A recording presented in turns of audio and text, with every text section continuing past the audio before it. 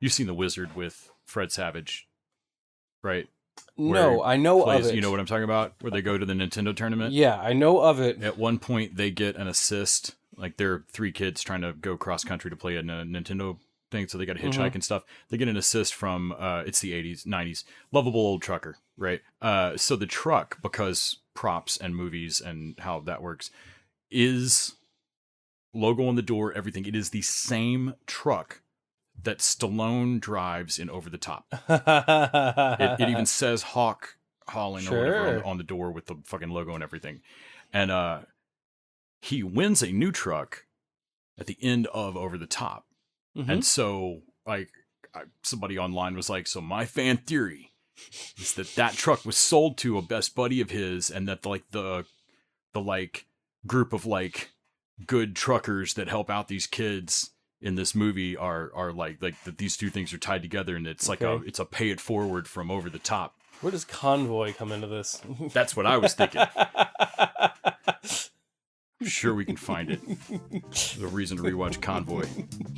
There's no other reasons, so.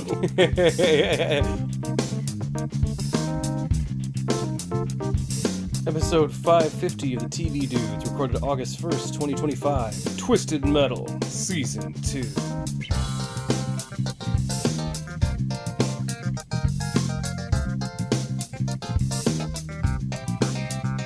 Other than to remind yourself that, like, Convoy exists. That Convoy exists, and that back in the Smokey and Bandit days, like, oh, it was just pretty fine to have in your premise of your movie, fuck cops. So what's as a the plot of the movie? Fuck the man. Sold. Here's $1 million.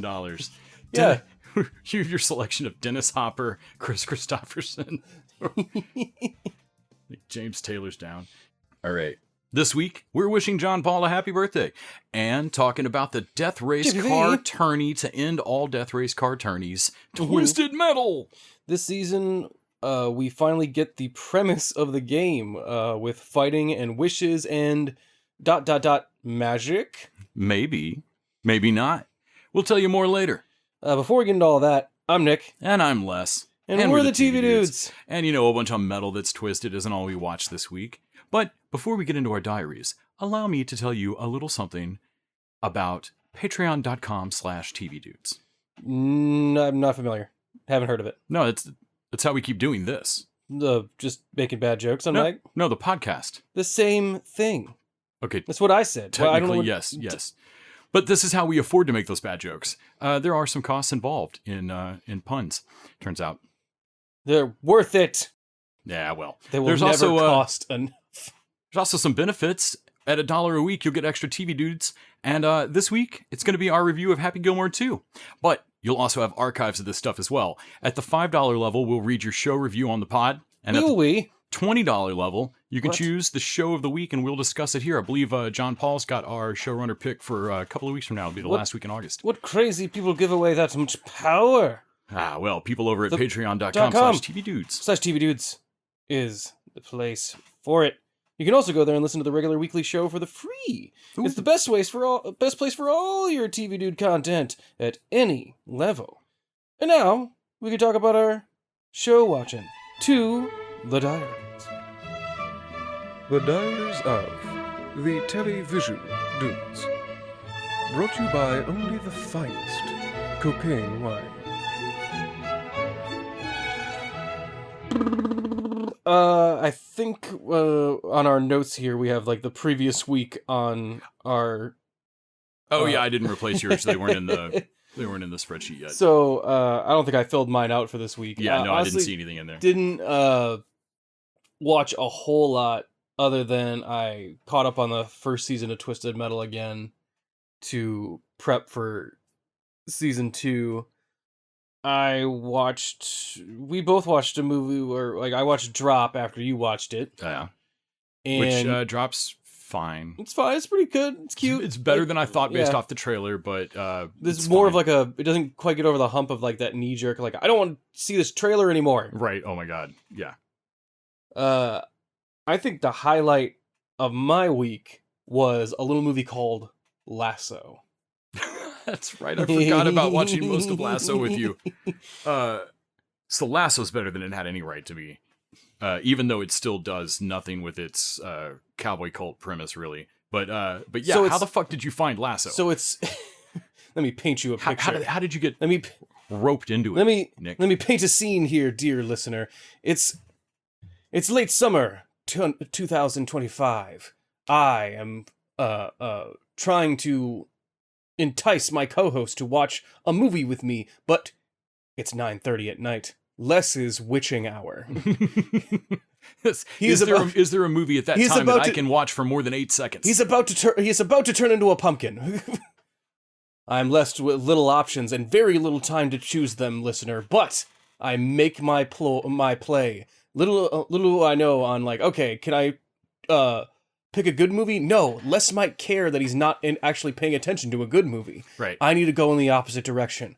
I need to pick an unbelievably weird one. And so when you're in that position, there's only one place to go: Tubi. Right. Tubi or not Tubi. In fairness, we both spent a lot of time on Tubi. I don't know what other folks are watching, but it's the greatest streaming network. Man, they fucking the last couple of years they're just beating everybody out. So Lasso is a movie about evil cowboys who shoot up horse steroids.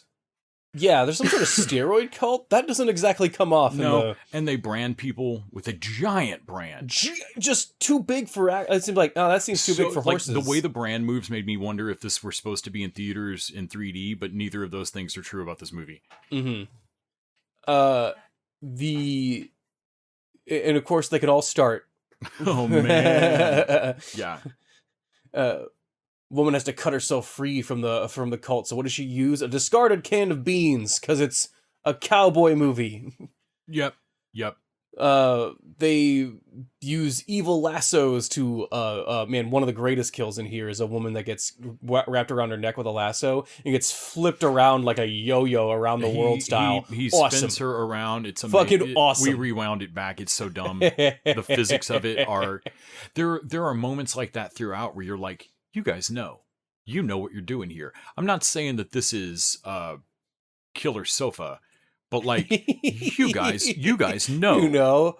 So and like I think by the end of it we had a theory that like at least the editor or the director, someone at some point realized that we're making a comedy, fellas. Yeah. And leaned into that as much as they could. And ditched the villains. Almost like they have dialogue, I think, but it's nothing important or more than they're getting away, get back over here, something like that. Right. Like they're not really characters, and we never find out what the fuck's going on with that. No, you clown. never find out. It does not fucking matter. No, Sean Patrick Flannery is shockingly sober in this movie. Like that's why he's so forgettable. Like he just blends into this movie, despite the fact that he is I kept forgetting it was Sean Patrick Flannery. Yeah.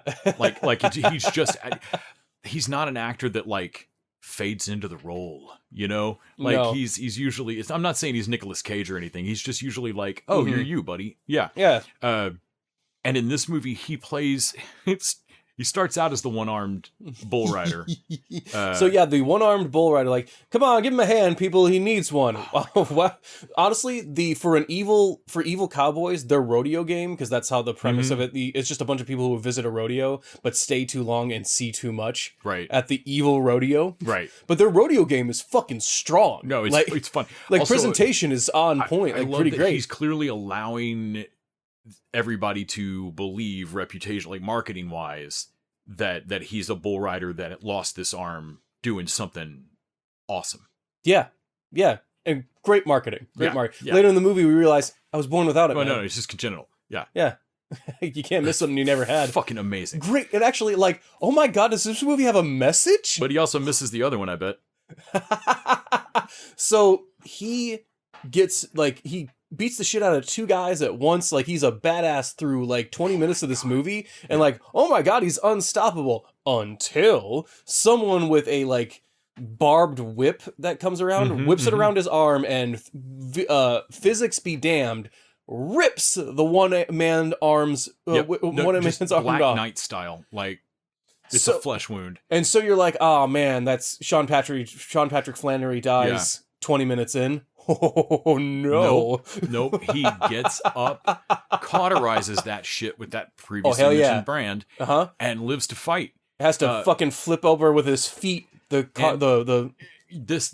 technically leads to that. That is all just fucking amazing, but it leads to the disappointment of the movie, because despite there being moments throughout where like someone involved knew the game, other people involved did not, and I don't know why. It is a crime that this movie does not end with him waking up. So he gets, as he's rolling up on them with Sans both arms now, right? But they're all happy to see him. Like, oh man, it's Joe or whatever the fuck his name is. I don't remember. He comes up with a plan, but he gets stabbed with a pitchfork and lifted up in the air and thrown, and like, oh my god, he's dead. No, why did we go through the whole branding his arm thing if we're gonna kill him here? Only for later in the movie to fucking bring him back, to have him wake up in that ditch and and be nursed back to health by a rodeo clown, who apparently are the sympathetic right that don't want to be like around, like if there was a good person in the Sawyer family, I guess, and checked his chainsaw that didn't want you to get killed and like, hey, get the fuck out of here. Right. Like, and so he shows back up to basically save our pussy of a main protagonist and teach him he needs to like find the heart of himself. Or that kid is useless. He's useless. And to the point where he's like, I'm going to get you out of here and then I'm coming to come back for your girl. Like the armless man said to, like, no, obviously I have to come help you. No, kid, you're useless, says the armless man. Right. And he's not wrong. Oh, man. And then like later he has to sacrifice himself for the good of everyone else. And he gets like beat to death in a fucking PA system that I don't know how he's operating. Right. Because it's like he's leaning down to go into the PA system. I'm like, you gotta press a button. How's he pressing the button? Okay, never mind. And they don't go for any kind of joke with it or anything. It's just not explained. And like you and me are like, man, they gotta show him waking up at the end of this. It's gotta be a we even fast forward through the credits. Like, come on, man. No, boo. Yeah. No, he needed to wake up at the end. He needs to wake up at the end and be in Lasso 2. Right. Where like, and he loses a leg in Lasso 2. Like, I'm talking about like, we're gonna eventually be ahead of a Sean Patrick Flannery on like a cyborg body. Like, man. Because like, seriously, by Lasso 3, he's got to have that cyborg body, and the tagline's got to be "It's not over." With a K though. Yeah, it's not over. You know what I'm saying? It's not over. Not over. Not That's over. Not. So, I forgot we have not watched one of these in a while. No. We haven't had a Puppet Master marathon in a while. No, but we had to straight up like pause it in the middle and like, so these things are just idea generators. Which right? I don't understand why we don't do this more often. Like, I guess maybe because we can't. We have a fucking crazy backlog of things to write. Of things, yeah. Like, we are just idea. Like, didn't we come up with 2 fucking? Well, like, I had 2 horror movie ideas from unrelated GMC truck commercials and shit last week. Like, yeah. Family Wasn't Damned in a Day, and an Invisible Friend. So, but yeah, we were like, man, definitely a period piece set werewolf movie could definitely work. Oh my gosh! Yeah. But speaking of period piece werewolf movies, we both watched Cursed. The Cursed. Cursed is the other werewolf one. Yes. So The Cursed was on Netflix. Yes. With Boyd Holbrook doing an accent, I guess. Yes. God love him. That was a pretty cool movie that... Man, it was almost great. It's a couple weird decisions away from, like, really being something special. Yeah. Yeah, where we talk about movies sometimes that, like, every little tiny choice just kind of seemed to turn correctly. This is a movie where, like, no, there went your opportunity. The monsters are really cool. There's a really cool generation of the idea of the monster of like cursed silver teeth that you bite someone with and they become the monster. Like I loved that. Like, and also that the old woman hands it to the guy to do like, go make the teeth, at the start of it. And that it's not a defense. It is a curse. We will all be slaughtered tomorrow. Die. I know it. This is a, This is in perpetuity. And also we'll poison your dreams until you summon the devil, and then you'll know what death is. And like, That's fucking great. That like, no, I'm gonna bury these teeth. We're gonna fuck with the whole town's dreams until one of you can't stand it anymore, Yeah. and you're going to bring this on yourselves. Bunch of Romani that actually have a fucking like deed to this land, like they have a claim to it. Yeah, man. I mean, they just call them gypsies. But they show that at the start of like, so is their claim legit? Yep, they have a claim going back 80 years, but nothing we can't make go away. And like, oh, so you guys are scum. All right. Right. Like the movie wants to be. There's no reveal that what did you do? Like no, it's all fucking laid out for you. What makes me mad about it thematically is that as the movie goes forward and becomes more of a monster movie, we seem to lose track of the rightness of the Romani here. Yeah.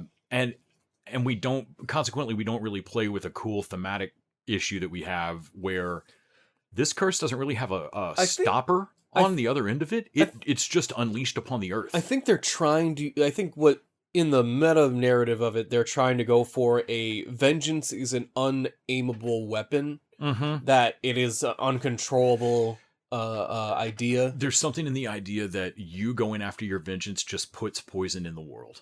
Yeah. Like that you make the whole world worse, adding this to the collective. Right. Two wrongs don't make a right. Right. And there's really something there with that. But what I felt like by the end was like, this is a movie where weirdly Christian mythos beats Romani mythos, and well, they're Romani, but they do a thing that you and I both hate.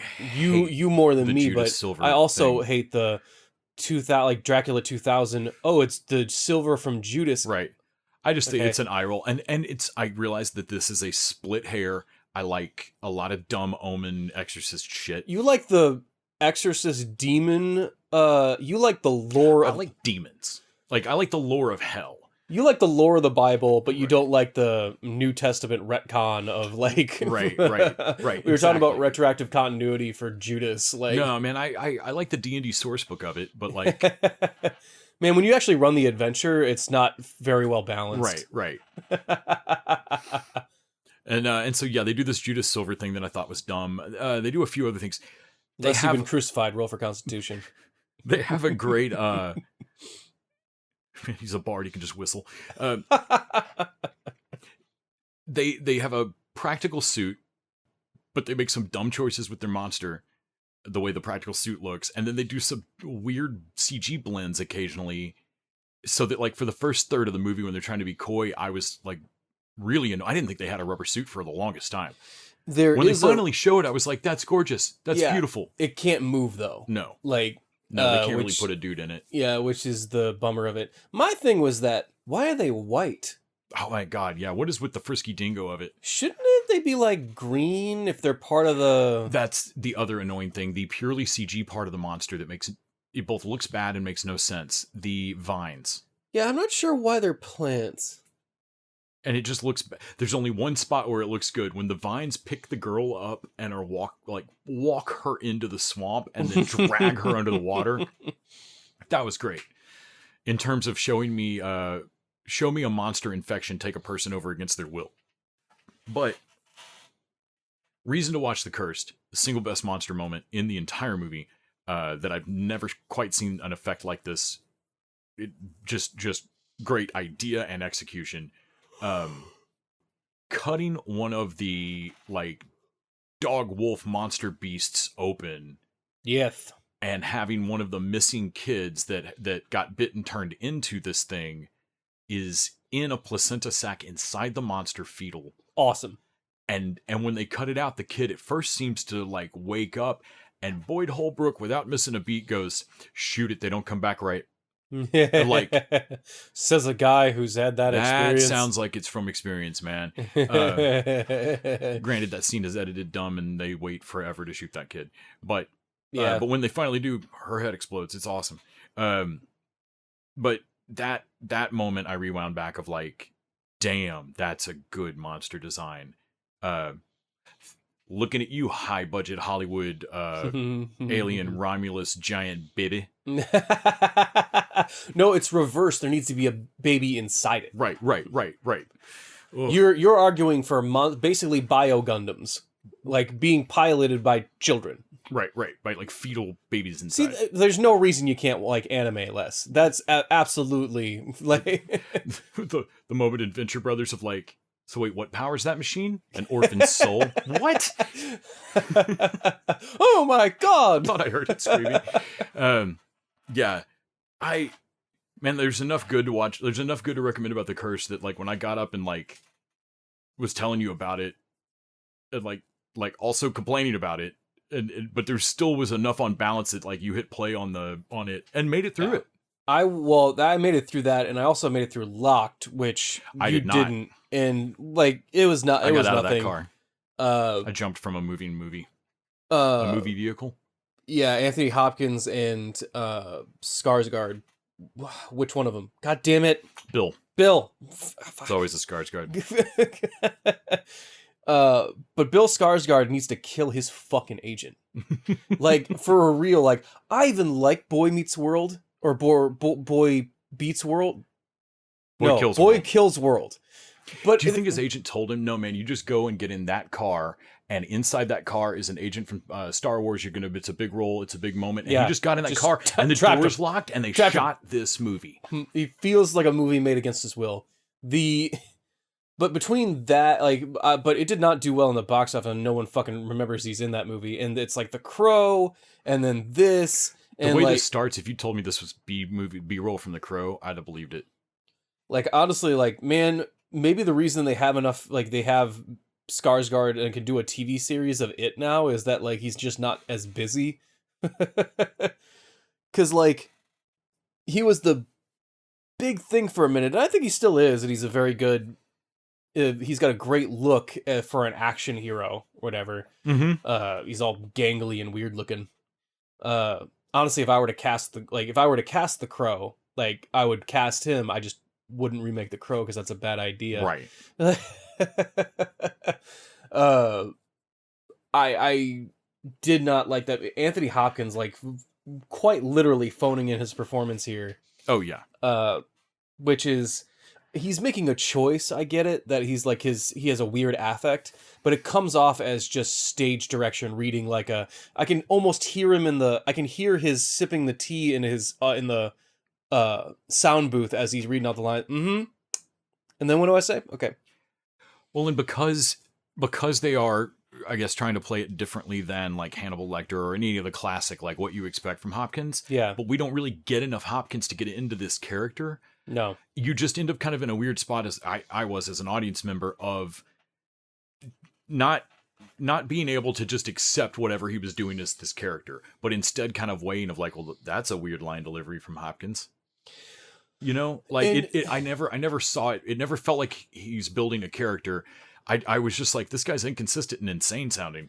He takes over the course of like days in this car that he's trapped. Christ, I didn't make it through all of that. In like, also it's like halfway through the movie before it reveals that he can remote drive the car. Yeah, I'm I like, didn't even make it far enough for the car to move. No, he needs to remote drive the car. Like, to me, I'm like, wait, that makes this buried, but also pristine if he's driving a car that's killing people. The car should have started moving from the jump. It Yeah. should have been driving around the city the entire night.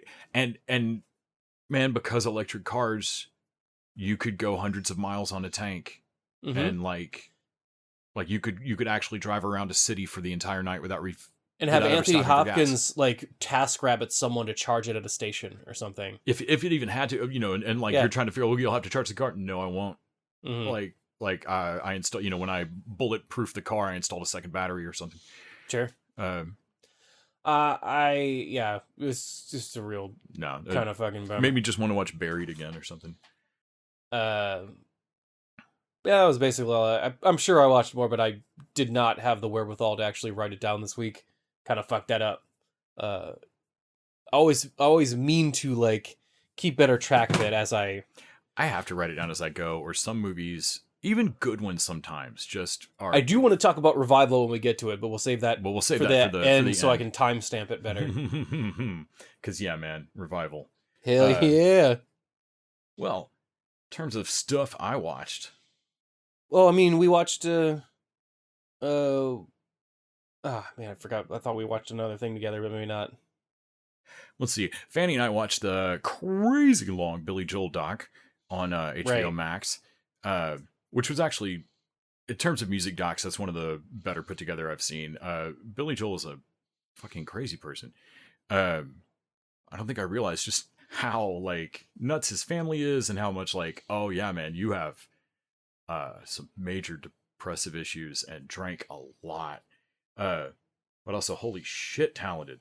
He, like, man, at one point in the middle of it, they broke into a song that I did not know he had written that was entirely famous for someone else. Oh, okay. And I was like, wait, Billy Joel wrote that? And like, yeah, no, it's on Billy Joel. Like, and it's not a B-side he wrote for someone else. Like, Garth Brooks' Shameless is a Billy Joel song from like a year and a half earlier. Like, not even a long time prior, just like from the previous Billy Joel album. But yeah, it was a really fun doc, but it's a crazy long. Because you watched it, it's the Johnny Cage animated. I watched Scorpion's Revenge. Oh my gosh. And you watched Johnny Cage. Johnny Cage is a fun one, too. That's a fun one, That one's technically a prequel to Scorpion's Revenge, which doesn't make sense because Johnny doesn't know about Mortal Kombat in Scorpion's Revenge. Right. Which I'm just going to retcon that's just Johnny. It's just Johnny immediately forgetting, like...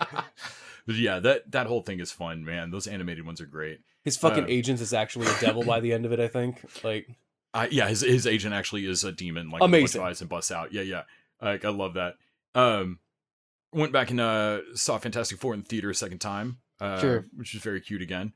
I saw that Rob Liefeld didn't like it, which that's hilarious. The most funniest thing about the article where I saw that is that they are now consistently calling Rob Liefeld a co-creator of Deadpool, which has to piss him off, and that's hilarious to me. Yeah, I mean, well, because for years he's wanted to, I think, call that like, oh, I created Deadpool. No, you created the X-Force. The one we all know is not your guy, right? Like, you created the look. You have the costume of Deadpool. Right. You pocketed that dude up, but you didn't make him who he was. Yeah. But I don't care about all that less, though. Tell me, what about them Liam Neesons, though? Them Liam Neesons. So I am super looking forward to Naked Gun. It looks really fucking fun. You watched a lot of fucking Liam Neeson this week. At first I started to watch Naked Gun. Okay. And then I realized, no, I'm really familiar with how Naked Gun works. No. Let me test this out. The funnier thing to me will be watching Liam. I saw an interview with Liam Neeson where he said that he realized early on that the trick to doing this Naked Gun movie was that he was to not be funny. That nobody hired him to be funny. They hired literally everyone else in the movie to be funny, and they hired him to be deadly serious. Correct. And I was like, that's exactly the right take. So I realized I've really only seen Taken. Sure. I've seen Taken 2, but I didn't watch the third one, and I haven't watched any of the Taken lights. No. But what this really ended up being was a Jaume Collet-Serra, like the director of most of these, who also directed Woman in the Yard, who also directed Carry On. Okay. He directed House of Wax way back in the day. So he directed the Neeson movies like Unknown? Yes, so he directed Unknown. He directed Run All Night, which I haven't watched yet. He directed Nonstop. Nonstop. And Honest Thief, I believe, as well. Right. So Honest Thief was just crazy cast. Like, that movie was pretty fun.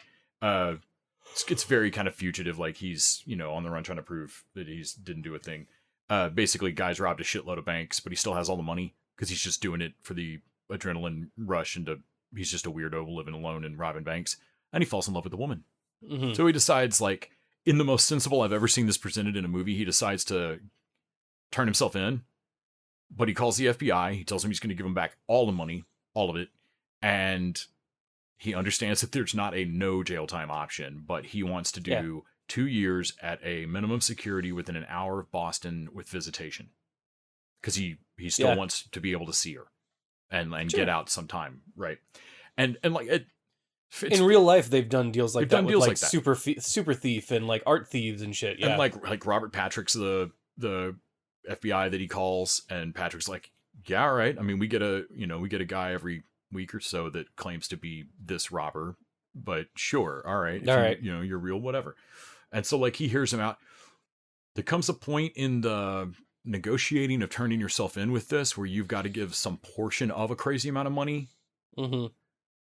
And that's where it is too tempting for everyone in this room, and shit goes down. Because like there has to be a point where you're in a room with 3 people and a bunch of money that only you 3 people isn't know are technically there. logged in yet. Yeah. Yeah. Like, And yeah, they make a go for it. And somebody ends up, FBI agent ends up shot and killed, and they pin it on Liam Neeson's, and now it's on. Really fun movie. There's nothing outrageously awesome about it, but kind of like Carry On, I just very quickly started realizing that like this motherfucker's solid. And like this director is like not flashy, not anything, just solid. Like these are always fun, these are well put together. Unknown was the same thing, like nothing radical about it, just fun, nicely put together. Neeson's, fun in it. And same with Nonstop. Though I had seen part of Nonstop, I realized part with you. I had not seen all of it. I'd just seen kind of the center of it. I'd seen enough to spoil Nonstop if I had understood what movie was on in whatever room I was in. Because when it came up and I was like, motherfucker, I know this scene. But that's pretty fun. He's a alcoholic federal marshal and gets a text on the secure little network that he has that it's a felony to even be on, saying, I'm going to kill somebody every 20 minutes if $150 million isn't put in this account. And the first person that died, several of the people that died, but the first person that dies, Neeson kills. And you realize that, like, because the whole time he's like, well, how the fuck was he going to kill a guy on a plane? I mean, that's going to be really hard. Like, no, what's easier is orchestrating the federal marshal to kill a guy on a plane. Okay. And so, like, there's 2 or 3 people who are up to other shady shit, and you just make them panic in front of a federal marshal. Sure. And, like, end up pulling a gun, or, like, they try something and get killed. And so, like, the first couple, it's like, God damn it, this is pretty fun, because the only way to really beat this dude is for you to sit on your hands. But you're probably not going to be able to, because he's orchestrated some situation to happen in 20 minutes. And yeah, it's crazy. There's fucking blow darts and all sorts of shit. Fucking goofy movie. Also watched a series on Netflix called Chambers. That's we made it 5 episodes into 10. That show is too long, and we bailed. They solved part of the central mystery behind it at Ep 5, and it's like, well, cool. Either this suddenly becomes a show that you've not really been seeding in, or something. Like, what are you guys going to do now? And maybe they've got it. I don't know. Maybe they've got it in the bag. Like, they know what they're doing, but I don't give a fuck. Like, we at the end of Ep 5, and we're like, oh, I had high hopes. Yeah, I think there's through the first 5 episodes, we were wondering, how the fuck have we not heard of this? It came out like 2021. And now I know. I don't think anybody made it past Ep 5. They're each an hour long. When I realized I had 5 hours left of this bitch, I'm like, it's too long. No. And then I watched the South Park season premiere.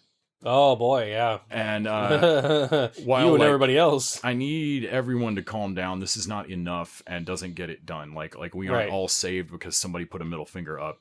And Trey Parker and Matt Stone are not going to fucking save us. Sure, they're not our heroes. That said, I hope it shames every liberal in Washington who actually is in a position of power, to actually stand up, because these 2 guys are at least like pulling a lawyer aside and going, what is the legal most that I can say out loud right now? Like, where's the edge? And I don't know why my elected officials aren't. I don't need them to, like, talk endless shit about. I mean, you can say a lot in regards to, if they bring a suit against you for libel or slander, that would end up in a courtroom where you'd have to argue what they said isn't true. And that is no place where anyone in the administration wants to be. No, like So from that regard, like, I loved seeing this. I like the Stones of taking a $1.5 billion deal and then spitting in Paramount's face, basically, of like, that's well, fuck your merger. We don't give a fuck. I really hope it fucks that merger up. That'd be hilarious. But yeah, I do love just the Stones of like taking the money and going, yeah, no, this is what we were going to do anyway. Also, these are the same guys that showed the photo of, or not photo, but a drawing of Muhammad back in the day. Like, Isaac Hayes tried to sue them. Like, for better or worse, they like truly everything they've ever done has been a training ground for getting endlessly sued by Trey Parker and Trump. Matt Stone are the true essence of do not give a shit. And I don't mean that as actually admiration. They don't really give a shit about anything or anyone or no, I know they aren't actually on my side. They are on no one's side. They are kind of like nihilistic dicks, really. But in that regard, I don't know that, like, unstoppable force and immovable object, like, like if Trump is like the world's greatest troll, these two dudes are kind of Wonder Twin trolls. Like, their secret is that they actually don't care. Like my secret cap. I always don't give a fuck. Trump tries to pretend he doesn't care. These two actually don't. Right. When Trump's the caring most, cares the most ever carer. But yeah, that was fun. And I was really disappointed to find out that there wasn't one this week. The prevailing theory I saw on Reddit was that they ran the season premiere 2 episodes in a row so that if you got a 1 week free trial, it doesn't get you 2 episodes of South Park. It gets you just 1. You got to re-up. Yeah. And I was like, I don't even know if there are 1 week free trials rather than 1 month. But if there are, yeah, sure, that sounds cynical.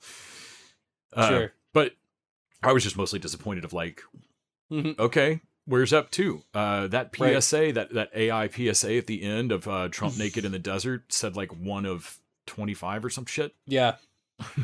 Well, to me, I would be like, really? This is the first time a lot of people are going to be back interested in South Park. A lot of people fucking dropped out, so you don't want to like move forward on the momentum. Right. All right. I'm a little interested to see if like, do you have a second one? But I gotta remember, Matt and Stray don't care if you watch the show. Again, yes. They actually don't. These are really the same care. dudes who like long ago when I was in college, instead of telling us who Cartman's dad was, just ran an episode of Terrence and Phillip. Right. Just amazing. Yeah. They don't give a fuck.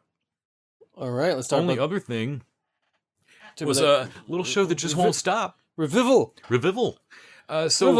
Last week on Revival, last week, we watched a little girl merge with a space alien thing thingy, and an entity. I think they call it an entity or whatever. Yeah. I also love that, man. And I thought it was gonna happen. The kid tells his mom like, so there was like this thing or whatever, and like, I don't know why Ibrahim didn't mention it because like, for this exact reason, kid. Right. Well, I love Ibrahim having to call him down later about it, of like, where she's like, I don't want to merge and like, okay, look, I don't know what the thing is and I don't know what happened there, but I can tell you I watched it happen, and that little girl did not look mad about it or in pain. Yeah. It was. Though the nice old lady in the tracksuit did not seem happy about whatever the living fuck Reverend Kane's angel is. Yeah. No, like... Or Reverend Abel. So we still haven't seen that thing, angel. whatever the fuck that is. So like... but she says, that's not mine. Right. That's a very interesting turn of phrase. So I'm wondering if these aren't... Is this their soul? Is this the piece of them that's missing? And that literally was hers looking for her? Mm-hmm. Like the little girl? Yeah. Like... Because she keeps saying, like, I feel like there's something in me missing. I don't know who I am. Revivers, they don't come back and... maybe they come back split apart. Uh-huh. And you can't... I like the idea you can't die without your soul. Right. Until you remerge, you can't die. No, like that... Like, it's not like a ghost or whatever. Like, the ghost is your body. Or like, right, you can't move on. Because, like, she merges with it and then moves on, let's say. But like, let's say the other lady wasn't going to a place as nice as wherever, like, little kids go. And merged with all the shit weighing her down from her earthly life. Whatever the old, like, does your heart weigh more than a feather? Sure. Kind of thing. Like, is that her or worse, is this what happens when you touch, if you're a reviver and you touch someone's that's not you? Like, let's say M touched the little girl's soul thing. Is it like an organ rejection? Because that lady seemed to burn to death by the sound of it. It didn't. I mean, It didn't sound good. it didn't sound great. I'll tell you. Not sure exactly what happened. The look on the kid's face, man, he was pretty excited to watch it, and like the difference in his face and Yeah. like the Reverend behind him, like, No, man, he's watching something truly fucked up. Like, but yeah, I like how M even talks about it. M kind of likes who she is more now. Like, she recognizes that this is a more healthy version of her, but she hates it because she doesn't know who she is anymore. right. Like, no, I used to be frail and weak, Like, I don't know who this is, and I've got some rage. but I knew who I was. Mm-hmm. And that was me. This person is stronger and more proactive, but it isn't me. And like the decision, like, it's a great. Constantly surprising yourself is not as funny as it is cracked up to be. And I don't know if I've ever heard a character make a statement quite like, well, would you want to turn back? And she's like, so you're saying, what you're really saying is, if you made a cure, would I take it? And like, yeah, no, I don't like being this, but being this person that I'm scared of saved my sister, and The previous version Like- of me couldn't have done it. yeah. And I don't know that I've ever had a character like just straight up say that thing of like, nope, I wouldn't turn back if I could. Like, that's some 50 issues deep X-Men shit. Yeah, absolutely. The self-realization type stuff. I like Ibrahim is just fucking completely out of the scientific method of like, so here's the water. This is my Hail Mary. I Here's just the need you to water juice from the creek. Drink this, maybe. And like, I'm like, man, you don't know anything about what that could do to her. Fucking. No, and I love that he's really clear on like, okay, I can hear them knocking closer and closer up the hall. Like we're done. Drink this so you can get up so we can run. No, there's a not. He's thinking to himself like, there's a non-zero chest. And this makes her explode. There's also a baptism in the creek analogy visual that's great. Great moment. Also, man, him being taken in that Yeah. moment, so that she comes out of the creek. I know it. Shit. I'm alone out here. What the fuck? Damn it. Yeah. Love it. So Love it. the comeuppance for Dad this episode were some of my favorites because the Dad has been wrong the entire season so far. Watching him be behind on the information in So almost all these scenes. Him being mad at the governor, or not the governor, what's his name? Yeah, their mayor. Their mayor. Yeah. Him being mad at the mayor Dilich. for snitching on him Yeah. is rich. Like, and even the mayor goes, "Bitch, you didn't give a fuck about my family. Why do I give a fuck about yours?" Man, him watching all the video of like Imsa revive. You didn't know that? Like, other people in the room were like, and everybody explained it to him that, look, man, the governor, everybody already has this video. Handing her in, is not. I didn't do anything. Like, it's known. Like, no, man, that's your daughter. That was a matter of time. And I got my fucking wife out of it, or you know, like, fuck you. And them doing their fake argument was goddamned hilarious. I wish you were never born. Oh my god! Oh my god, I don't mean it. I didn't mean it. Well, Well, that's gonna come up in therapy. I don't do therapy. It shows. I love the guys on the outside. Like, man, should we do something? Nah, man. Nope. It's not fucking. Nope. We're paying also, the fucking watch. him like not throw shit down on the tile. Like, it's gonna break the. And then him starting to point the gun. Like no, don't shoot through the roof. Jesus fuck. Shoot down. Like, that's gonna put a hole in the roof, man. Yeah. Them working this fucking case and also her showing up to the reporter's house and going, so my real question, I'm sorry about breaking in. My real question is, why do we have the same murder board? Yes. So that was awesome. Revealing that the reporter has been, and also that the reporter's been trying to, like, with everybody in the, like, she's never been alone with her before of like, right. Hey, so I like trying to like let her in that I tried to warn you and you told your literal like shooter to protect you from me. Dude, I've been trying to like fucking slip to you this thing that I know more about what's going on than like the entire fucking time. And showing the BlackRock is it the BlackRock case or Black Deer case. That was a great reveal. So wrapping that back into the Black Deer case is fucking great. And having Black Deer show up is fucking even more awesome as cause, you know, I forgot about fucking guy that was in the cremation thing. I was like, oh yeah, there's a half-burnt fucking Reviver dude. One of my favorite things about this show is like the precision kind of joke tracking of some of this. That the revival happened like 4400 style. Like the revival happened at a very specific fucking time. Oh yeah, it happens at like and 2:30 or 2:33 in the morning or something. And if you were in the crematorium at 2:30, 2:30 or 2:32, 3 minutes of burning, 2 minutes of burning. Sorry, man, them's the breaks, right? Because you get brought back as you are at that time, like right, like in that state. And, oh my god, I love that. That's just wonderful that he's just like a burnt rubber suit. It's just great. And also him being very zen about all this at this point. Oh yeah, like being real chilled. It was just just great. Like I enjoyed this all dovetailing back together. I think we're only a few episodes left. Like 3 maybe. Well, also like the whole lockdown and like things going on. Of course, the sheriff is like, no, actually, you're not racist enough anymore. We gotta fucking militarize this and bring down. Man, yeah. In your like, I do like because like, yeah, M did kill like 3 or 4 fucking people. Like a reviver, which is weird because another reviver killed her family or whatnot. But like this is the second time, so I guess it's not. Like, people are done fucking around about it. Yeah.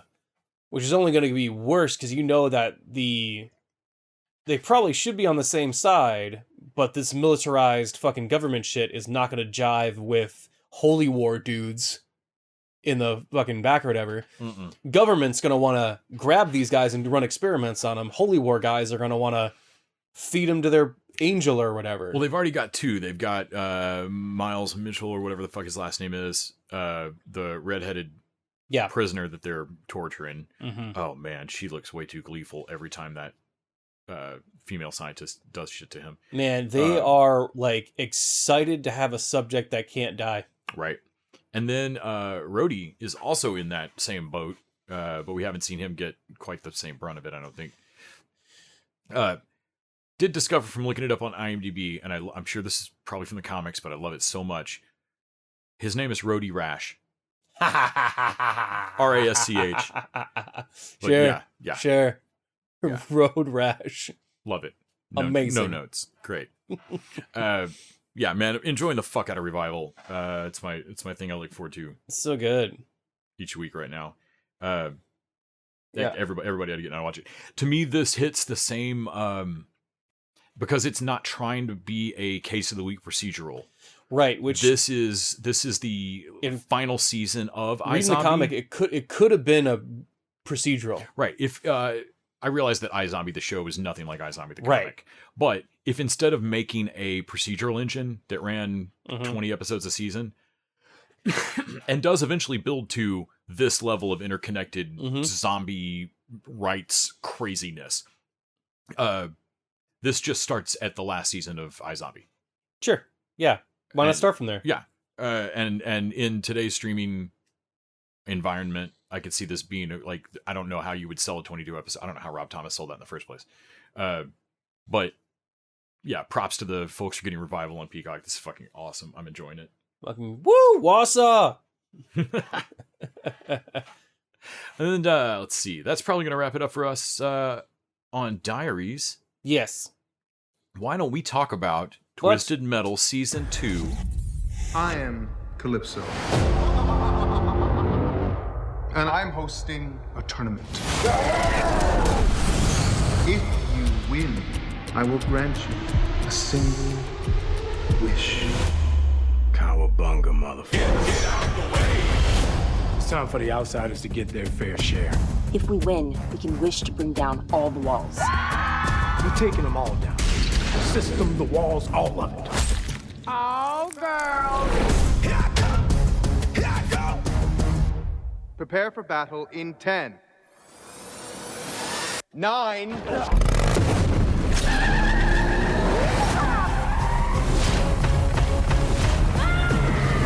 Type in some cheat codes real quick. Twisted Metal! Twisted Metal is an American post-apocalyptic action comedy television series developed by Rhett Reese, Paul Wernick, and Michael Jonathan Smith, based on the vehicular combat video game franchise, published by Sony Interactive Entertainment. Series stars Anthony Mackie and Stephanie Beatrice. It's set in a post-apocalyptic future. The world has descended into chaos after a mysterious event known as the Fall, and has left cities in ruins, highways patrolled by criminals and warlords. Season 1 should have been Surf Dracula looking for his board. So But instead, it came out the same time as that Mortal Kombat movie. Right. And they both didn't have the tournament in it. Right. And we were both kind of like, so the problem... How am I not mad at Twisted Metal about it? Because the problem with Mortal Kombat isn't that it doesn't have the tournament in it. Right. The problem with Mortal Kombat is that it's fucking boring. Like, Without Twisted Metal coming out, you would be tempted to believe the opposite. right. But no. Twisted Metal Season 1 was a blast, despite just barely introducing us to a few characters, and then having most of them die, and then having like Sweet Tooth and Quiet and John Doe roll out of it. Seeing all the video games for Twisted Metal, there's a lot of characters. Right. We could afford to kill a bunch of these guys. So in Season 2, we finally get the tournament. So we've all been looking forward to this for a while. I had forgotten what a weird bubble of a world Twisted Metal show is. Twisted Metal is, to me, the same success ratio of Fallout. Fallout's a little bit better. Fallout really fucking sings as a adaptation. Fallout somehow, I don't know that Twisted Metal could do Sundays on HBO, but Fallout could. Yeah. But what they both have in common, and what Twisted Metal really does get right, is they both have a distinct identity. They're not just both apocalyptic stories. No. They are very apocalyptic stories where the apocalypse happened at a very particular time. Yeah, everybody's a very particular type of crazy. Right, Fallout, but for Fallout it's the 50s, and then for Twisted Metal it's like 2006. Yeah, somewhere in there. Yeah, so that everything's very new metal. Like you said, the heartfelt song moment where we have to mourn somebody. You have to play an Evanescence song. Right. The tournament is Offspring. Keep them separated in the trailer. Yes, God, that trailer for the tournament looks great. Every needle drop is really great in this show. The show starts with just fucking Eastwood from Gorillaz and Anthony Mackie just trying to escape over and over again from his fucking New Chicago. Every time he tries to escape, there's more guys there. Mean with mean. Was it New Chicago? I thought it was California. New. It's new something. I don't know. Yeah, new wherever. New San Francisco. Something like that. So I do have out of my myths here, one that we're three episodes in, they dropped 3, and we're still not at the tournament. Right. That pisses me off a little bit. Like, hey, yo, these aren't long seasons, guys. Right. Like, how about we fucking... This one is 12. It's 2 longer than last season. I get that we have to introduce some people too, but we can introduce them in the tournament. Right. Like... Well, I know we're going to run into some of these people again. And I enjoyed, I really enjoyed meeting Axel, but not fighting him right then. I have no beef with this dude. Yeah, right. Some of that's really, really fun. But, yeah, it is... They dropped 3 and we still aren't at the tournament. I'm fine with announcing the tournament and then episode getting to the tournament. But I wanted the 3rd episode to be the tournament has started. Right. But no, this 3rd episode is we're still trying to get to the tournament. Right. And the only other thing that bothers me slightly, and I think I can see why they're doing it, and it might just be, this might be the secret sauce of Twisted Metal and why it works, and I'm reading it wrong. But they're in a world where magic doesn't quite exist. Right. They're just in a world that doesn't really obey any laws of physics or weird shit. But in the first season, Harold, the paper bag, seemingly drinks a pina colada. Right. Like, some of this stuff, doesn't fucking track. We just chalked it up as kind of silly, but, this season, the Grim Reaper seems to genuinely eat up dude's soul and then speak in his voice. Right. But then later we see it done as a joke, where he's clearly just standing over a dude being weird. And he's part of he was in the same mental asylum as Sweet Tooth. Right. Is a great... But also that bike buried, his dad's bike buried in that grave.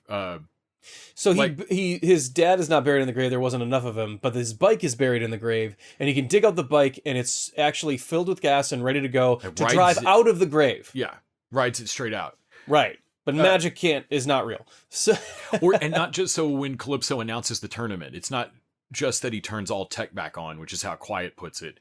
yeah. His speech is being transcribed on those highway signs that say road closure.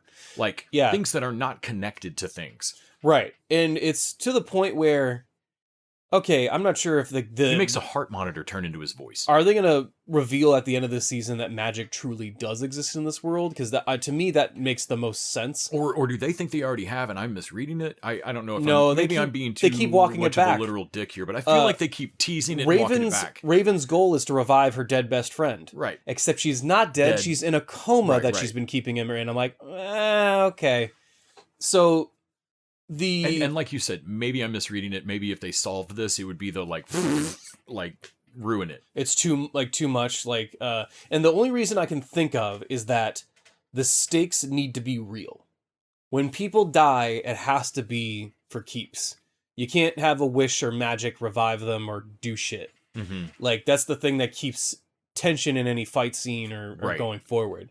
So it's a thing that bugs me, but I'm like trying to get over it because like I think this is a thing they have to do and is So far, my favorite thing in these 3 episodes is Axel.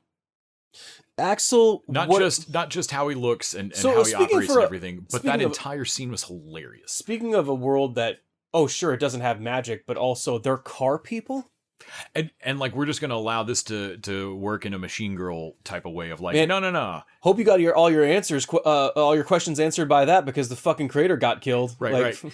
Them, oh my god, him saying like, oh, you know, he's not perfect. It was an early, but I'll get it perfect with you or with one of you. Yeah. So wait, you just turn black people into cars, and and him like, what? No, No. Is that what this looks like? Yeah, man. I mean, between him and us, yeah. Yeah.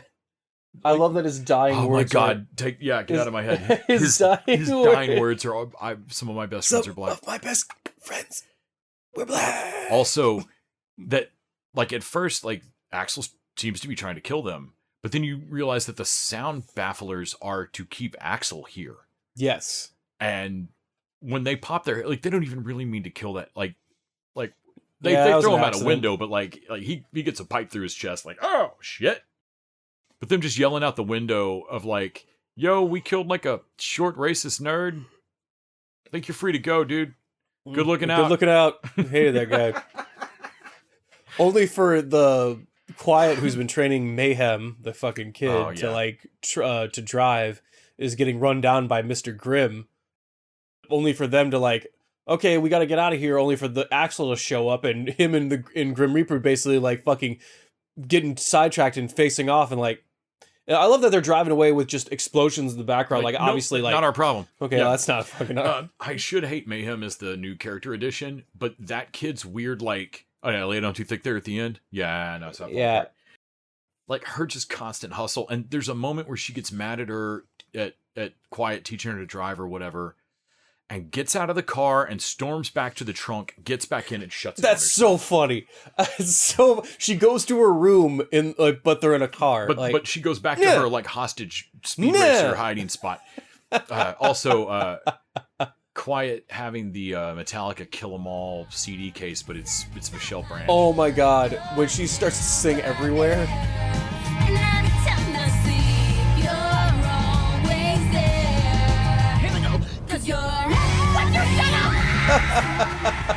Yeah, that was great. They start to sing it when they're on the way back. What the explosions like? Also, when she first finds Mayhem in the trunk and like, you know, I had to do something about the singing. That was John singing. It was John singing. Like he's not even in the car. She's got... At that point, you think like, oh, she's gonna keep her in the trunk. Like that. Like you don't have to admit. Yeah, I'm enjoying it, but I'm with you. My gripe is that we are not at this goddamn tournament yet. But I'm always in. I think for me, that's always the building can always be shaped more like a T. Mhm. I'm like, I was like, oh, but they are the Teen Titans. Is they're building a T? Well, then I it don't could know. be more Teen Titan-y then. Yeah. No, straight up, get to this tournament. Anthony Carrigan as Calypso is fucking great. Show me more of it. To the Fantastic Four, do they have the car? Right. I don't mind the... it's not a recasting. They didn't have Nev Campbell, so they just expanded what Raven means and added a different Raven. I think I would have preferred recasting her, I honestly. would have just rather recast her. I think that this is a dumb complication. Either way... They're going to forget they have multiple Ravens through this. Is it Patty Guggenheim? I believe is the actress's name. Mm-hmm. Fucking Madison with two N's and a Y, but not where you think. She is amazing as the new Raven. I love her. I love her so much. I just kind of wish, like, man, I know it's not possible, but could we insert her into the first season then? Like, right. There's probably reasons. It just feels like this Raven could not have pulled off pretending to be a nice person. Right. You know? Right. But her motivation has to be the exact same as what Nev Campbell's was going to be. What's weird is that you can feel it in the script. Like, they've wrote in multiple Ravens, but it have written nothing else. Like, they've opened and replaced, like, this Raven has to win the tournament because her dead friend is like, cool, why did the other Raven want to win the tournament? Right. The right brand. For this exact same reason. Because you're the same character. Because you're the same character. Because you're the same person. Like, yeah, it's just kind of incredibly obvious. Yeah. The thing that gives me a kick is that John having amnesia and being in that house is now finding his childhood home is now a prison of things he doesn't remember. I like that he's trapped downstairs because he doesn't want to go upstairs into his old room or his sister's room because it's just a bunch of stuff he doesn't remember. Right. And it makes him feel bad. Right. Because he feels like he should remember it, but also, he just doesn't. Great 90s Ninja Turtles poster. And him getting super into Babysitter's Club. That moment where he's like, it's just one book, like 89. 89? It's fine. Where's and then opens up 90 and like, who the fuck is Abby? Fuck is Abby? So they added a fucking girl to the Babysitter's Club? Also, he finds book 89 up in his sister's room, but she's corded out to keep a cigarette lighter and a J. Yeah. God damn it. Yeah. Man, also, Quiet recognizes that his sister's little fucking nuts. So, yeah, I mean, I realized that this is never the answer, but in the Twisted Metal universe, I like this. All the characters are dialed back. They're as crazy, like they're very crazy in the game to the point where they're like just unsustainable. Everyone here is a little turned up, or pretty like the most crazy is Sweet Tooth, and probably Grim. Well, let's not throw actually. No, they're all pretty crazy, but still, everyone's dialed back, so that they can be real people, as well as a close amalgamation of their character. They might still be sad about something at some point. And again, I was of like, oh man, those doll masks look really cool, and they wore them through most of that first episode, and then never again. No, they when they wear them in the second episode. Yeah, when she's racing against him, she wears them throughout the race. Right. But yeah, to the point that when she buries fucking Ashley's shit in Ep 3, and doesn't bury the mask and stuff, and like, well, the next doll will take it up and like. Yeah, we drove away with 6 of the 30-person gang.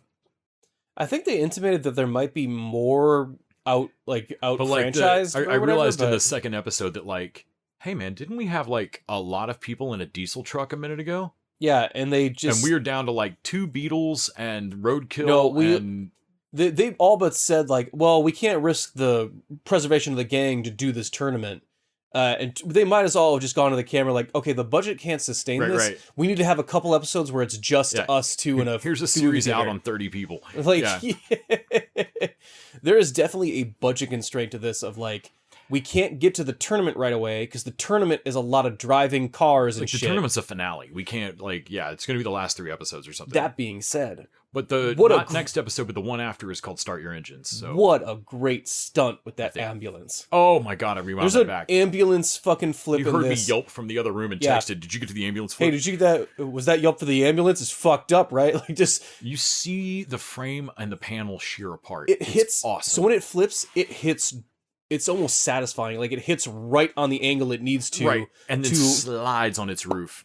Yeah. so that it like parallelograms. You know, like when like millennials, like they do the, like, you're talking about millennials, they sound super old, but they do the flip with the water bottle and it hits right, and it's like, to me, that was the Yes. just, I was like, oh my god, that's the perfect way for it to flip. Yeah, no. Like if Dude Perfect flipped an ambulance, this is what they go for. Maniac Cop style, we should just keep showing this. I am interested to see what Anthony Carrigan was going to bring to this character. I like his energy announcing the tournament, and like, what is a contest without a prize? I'm gonna offer you a wish of your whatever you desire, whatever with my power, like, and I like the fact that like either he's magical or he has a level of technology that hasn't been seen since. I don't know that they're going to do this, but I would actually love if, since we've got a world where we keep teasing whether magic is or isn't, and I don't know who would be the authority to say whether the world has had some kind of magic come back or something like that. But I would love it if there were characters that were like heading to the tournament, but like, okay, I've got a couple of different wishes depending on what's possible. Like wanting to know beforehand of like, what is there a way for the people heading to the tournament to test Calypso's range here? Because like I kind of want it like, okay, do I wish to have, you know, riches and power, or do I wish to have like invisibility or flight? You know? Yeah, like, everyone's working on their fucking range scenario. Like, right. Like, do I bring back my friend that's in a coma, or do I bring back my brother that's dead? Kind of thing, you know? Like, and I honestly wouldn't know. If I were one of them heading to the tournament, I really wouldn't know. Because, like, I'm going to feel dumb if I ask for $1 million from like, the Wizard of Oz. You know? Like, right. No, if I ask for a real obtainable thing. Right, and a flying monkey goes to get me a suitcase of cash. I'm damn it. God damn it. Yeah. Yeah, I don't know why you didn't pick flight. Dude, could have done a lot of shit, man. Yeah. But we didn't talk about the actual main character of the show, Sweet Tooth. Sweet Tooth has a great fucking... Don't be Stu. Stubert. I love that he is trying to kill some guys and is like, no, if we let you live, will you like go and tell people like that and spread the word? Like, I'll tell everybody about Big Baby. There's two options. Yeah. I let you live so you tell the world about what happened here, or I cut a hole in your back and puppet you like a wooden marionette. First one. Like, I will tell the world. I will tell the world that Big Baby is the most feared. What? Who's Big Baby? And then Stu is like, does he look like a big baby? Don't help me, Stu. Like, you know the answer for that's not going to go right. Thanks, Stu. Appreciate you, Stu, but you're not helping me here. Also, like, Stu, okay, first let's talk about what went right. Passion. I can't teach that. I can't teach that. But you missed every major organ. He's going to live through this. So. He fights Big Baby. It's so weird. Oh my God, Big Baby's so weird. Like, he has a fuking... What do you call that? Like umbilical cord? Umbilical cord mace thing? Like ball and chain? He calls it his tubing. It spits out like greenish white goo. I don't know what that is. Like, and I love that Sweet Tooth's like, whoa, I don't want that to touch me. I don't know what that is. Meanwhile, like the mom is beating the shit out of fucking Stu. My pelvic floor. Oh man, all of that was insane. And then, oh my God, at the end of that fight, Big Baby yelling about like, "Are you the trash man?" Yeah, I knew the trash man would come to find me. Who the God fuck? Damn it! And like, is he called Trash Man because he takes out the trash, or because he's like covered in trash? Well, Stu, I don't know. Stu. All I know is that I gotta go fucking fight him and kill him. Sweet Tooth's biggest problem in the world being that there's too many goddamn mini bosses in this apocalypse. And then Stu's idea wouldn't it be easier to have all of them come here? We'll organize a tournament. And Sweet Tooth's just like, Stu, I really appreciate you agreeing to arrange all that for me because it sounds like it's gonna be really difficult. Yeah, sounds like it'd be a real bitch. But good on you. And then immediately like, okay, so it seems like Calypso's beat you to market with this kid, but it's not because it wasn't a good idea. Mm-hmm. So I think there was another thing that they retconned. I'm pretty sure Stu went off with his other friend at the end of the first season. Bailed, and rightly so, he's back. So there's some retconning here of like he he betrayed Sweet Tooth and left him there with Harold, and ditched him. If I'm remembering right, I haven't actually watched that. You'll be to the end here shortly. I haven't rewatched this, but I'm like, so there's some retconning going on here that, like, for some of it for the better of like, okay, yeah, Stu and Sweet Tooth need to be hanging out. Honestly, fuck his other friend. I don't care. Yeah, like, I want to see Sweet Tooth in the tournament and have him show up and like I like that Sweet Tooth is a friend of our main protagonist, of like, oh, it's you. Hey, what's going on? But also, he definitely might kill you. Right. Like, I love Sweet Tooth. He's not going to realize, like, he's not going to think he did anything bad. I love Sweet Tooth being a legitimate wild card. Right. Like, No. He's Charlie cutting your brakes in your van. Yeah. Wild card. I fucking love Sweet Tooth. He is absolutely the star stealing the show. And having Stu back with him is just hilarious and amazing. I love Mike Mitchell. That's that guy's name. And the thing I never had caught in season 1, so I know it's Will Arnett's voice and it's a different dude playing the body of Sweet Tooth, right? Uh-huh. But they break the mask at one point. The mask is broken. You can see part of his see mouth his through move, close-ups. That actor's saying all of the lines correctly. So this is not improv. This is not letting Will Arnett spitfire 16 lines in a row or whatever. No, it's all very particular. I love that. Yeah. It gives it such a great energy, and it like it allows the body movements to always just be dead on what Arnett's yelling, so that like when he hits Stu or like hey, it's always I can't teach that, and on the that he's hitting on the it's just one of those things that I'm so used to it being shot the other way. I'm so used to seeing a moment where we suddenly cut into we've been in a wide shot with 3 characters, and now we cut into a close up on one. Because we recorded all of their lines at the end of the day, 16 of them in a row, and then we picked the funniest one a month, 3 months, 6 months later. Right. I'm actually like they all have to be mic'd up, maybe not as well as before, but I know Sweet Tooth's actor. There's definitely audio of him doing the performance, right? And I would actually be curious to see. I would love to hear that. Does the guy have like a really strange voice? Does he have? I just think he's just not Will Arnett. Yeah, right. There's just some judge, little zazz missing. Not to say it would be better, I'm just curious. Anthony Carrigan is so weird. I love like his that energy weirdo on screen is always so good. The John getting out on that ambulance because he tricked his best buddy guard into like, hey, don't get into the fucking shower with me. Like, what are you doing getting naked, man? We're just gonna talk in the shower so they don't hear us. And then he gets, well, why are you naked? Because it's my shower. That would be insane. Like, don't. Yeah. What do you do? Not making any sense, right, Gary? Would you do my back? All right. And so then him wearing the soaking wet fucking. So I love that he talks. Well, he talks him into like I need to. So I need to. If you're with me, like feels like a conversation we could have had outside the shower. Like, I need to know if you're with me, or you guess me, and they hugs him in the shower or whatever. And just so you know that whole scene was just to get that guy's clothes. Right. Right. And he's not taking it with him. You did it in such a weird way that the clothes you got are soaked. Like he's leaving wet footprints like everywhere he goes. Like you can hear him like slosh as he's walking. Yeah, it's great. I love it. That John is like somehow still kind of a 12-year-old. Like in terms of his plans and just sure. Like the episode you were watching before we start recording from season 1 where they're working on the car, like he and Quiet, building roadkill basically, and like, well, no, you just try different parts until you see what fits. Like there's some things you just know how to do, like breathing or driving. Like no, you can't. People just don't know. You got to be taught how to drive. Nuh-uh.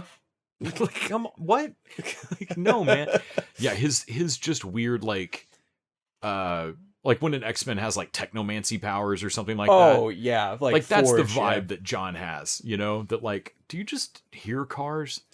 I think the relationship with him and Baby Doll is or Dollface is interesting because Dollface remembers everything, right? And is like sad that her brother kind of isn't like there anymore, right? Like on the one hand, this is a person that looks exactly like your brother Lionel. And is him kind of. Yeah. Like he's still a neat freak. He's still like there's still a lot of innate things that are like, this person is a lot like your brother. But also, he's like, who the fuck is Lionel? He trying to bring him to that theater. Oh, man, that was hilarious. And trying to trigger something that he remembers. But it's mad for him because he knows he's not, like, if this was going to happen, it would have. Right. I don't remember. It just sucks constantly looking at things and then looking at you, and you're like, yeah. Dad? No, honestly, which is why they're like avoiding each other. Like, God damn it! The moment when he's like, oh, "I do remember something. I remember telling you 10 minutes ago that this was a bad fucking idea." Why? Because of the ghosts? What? There's ghosts in the ocean. You're still scared of fucking ghosts. Yeah, I'm loving this show. I am ready for more. I want us to get to this goddamn tournament, though. Yeah, Sir Dracula needs to catch a wave. Right, almost like they knew that like we got to show a little bit of the tournament at the end of the third episode. Yeah, no, like they hiked up the skirt and showed me a little turny ankle. Yeah. But yeah, you show some leg, man. Come on.